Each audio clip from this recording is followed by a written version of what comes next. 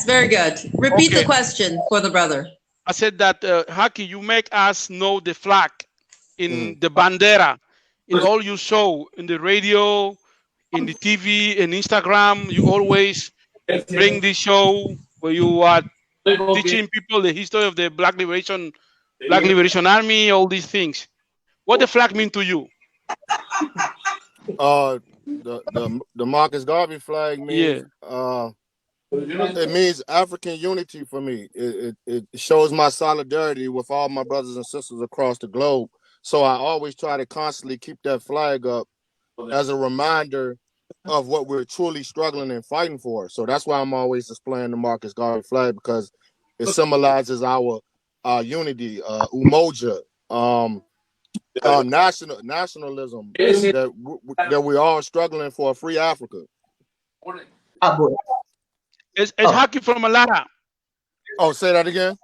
Say the I question said again. that you was linked with Chokwe Lumumba Hmm. and Queen Madre Moore, Minaro Moya, different great women in this context, like sister, like the Japanese sister they call Yuri You're Kochiyama. yeah. Hmm. Yeah, what do you experience with all these great women in the last 20 years? Um, all those great women. One thing. Let me put it in this context. Mhm. All those women are, um, affiliated and members of the New African Independence Movement. So Mhm.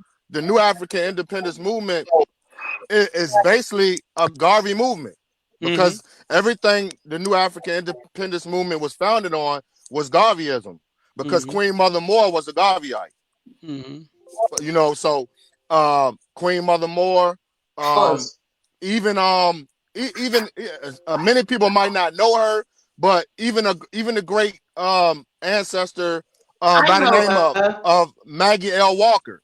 Mhm. Many people probably don't know who Maggie L. Walker is, but Maggie L. Walker was the first New African woman in the United States of America to own and operate a bank in history Mhm. inside Wow. the United States of America. And she was, in fact, influenced by Marcus Garvey. She had a Marcus Garvey picture hanging over her office wall. And everything she did, as far as her movement, as far as self-determination, economics, was based on Garvey. She even met Garvey. Garvey came to where I live at now, which is Virginia, and spoke many times. And Maggie L. Walker was the main person of that time period in the late 1800s, the early 1900s, and she became one of the most influential movements inside the United States of America. So um, the connection of the women inside the New African Independence Movement is based off of the Garvey women, like Amy Garvey and all those great ancestors. So I learned a lot of my political, economic, social development inside the New African Independence Movement is based on our women. It's based on the women of the Garvey movement. So everything you see about the New African Independence Movement and its women is patterned after the Garvey movement, because we know the women is our power. Without the women, there is no revolution, there is no nationhood, there is no red, black, and green. So everything that I do is in the model and the manifestation of our women. Period. To Jamaica, Commonwealth for reparations. No one. Right. Shakur, what do you think about? I totally agree. If Marcus Garvey was alive, he would be totally organizing a movement for reparations, because, like the sister said, uh, genocide is still being waged on us all over the globe, especially us here in the United States of America, where you got police shooting us down every day. We being oppressed every day.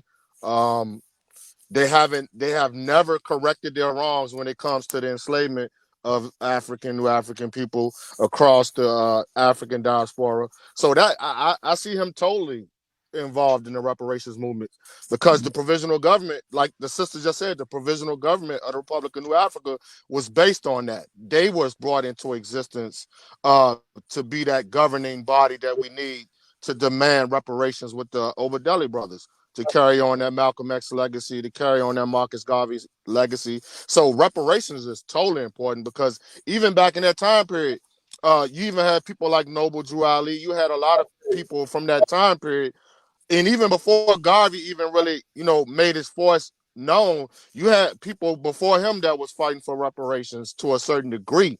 For after slavery in the Reconstruction period, the Jim Crow periods, and things of that nature. So eventually, Garvey, even though Garvey was a self-determined, independent individual, I do believe Garvey would have been on the forefront of reparations because of the crimes that's being committed against our people. He definitely would be in the forefront of that.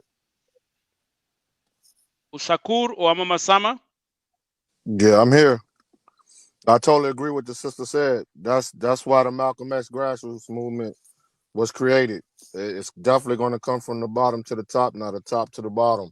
We have to organize a coalition of grassroots movements because that's the grassroots movements represents the people, and we know the people is the power. So it definitely have to be an organized coalition that we should start to focus on to push the power of the grassroots movements to the forefront, to the top, and I definitely see that happening. It's happening now. And I do believe in these times right here now is the perfect timing to seize that time because of everything that's going on right now with this pandemic and all these type of things that's going on. I believe now is the time to seize the time from the grassroots movement.